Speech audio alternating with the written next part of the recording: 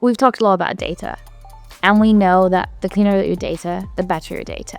We also know the more data you have, the more insights you can generate. However, there might be a school of thought that thinks that the more data, the more complicated, or the more data, the less insights you can get because there's too much to look at.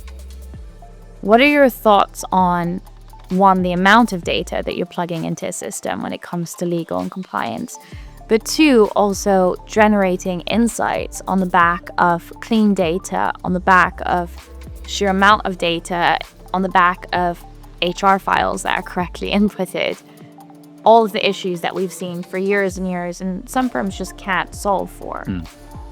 So it's really interesting. I was at an event recently in a compliance view, and one of the world's top 10 banks actually kind of said, we need to get our house in order. And I kind of thought to myself, isn't it astounding?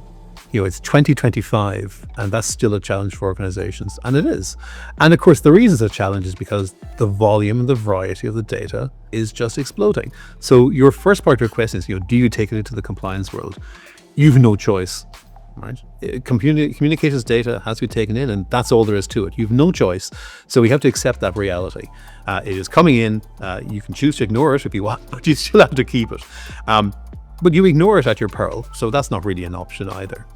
So the next question is, and you bring up this really good point, is the cleanliness of the data. And you're absolutely right. More data is usually good from a data science perspective. Cleaner data is usually good from a data science perspective. But here's one of the great changes. So if you were to go back 30 years into what was then considered artificial intelligence, a lot of artificial intelligence wasn't AI, machine learning type of things that we know today. What it was actually was rules-based. You had experts, right? And you will, if you were to look under the cover of almost every compliance system today, you'll open up and you will find rules. Now, rules were great. They helped us. We got great efficiency on, nothing wrong with them. We use the term lexical analysis as a way of talking about them. The problem is this: rules-based approach works when the data matches the rule. It doesn't work when there's any variance. So let's pick language. I was on holidays in Munich just for Christmas, and my son, who's working out there, he introduced some of his friends, and the friend looked at my coat and said, "Hey, that's really drip." Like, I go, "What? Is there a drip on my coat? What's happening?" Of course not. The language has moved on. I haven't. My rules for interpreting language hadn't moved on, but the language has moved on. So language is constantly changing. And with transcription, there's always a degree of error, right? So if you were to transcribe our conversation, there'll be words that I said too quickly or with an accent or an emphasis or whatever will get mistranscribed. So there will always be noise. So now back to the rules. Rules don't handle noise very well. Most AI-based systems, and I won't go into the reason why, but most AI-based systems are actually trained on noisy data, and they're very tolerant of noise.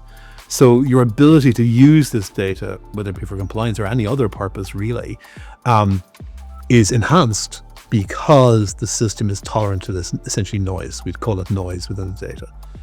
And so that's how it helps. So then the question now is, to go right back to your point, was yes, cleaner data is better, nicely structured data is better, it's all better, more volume is better. You can't ignore it.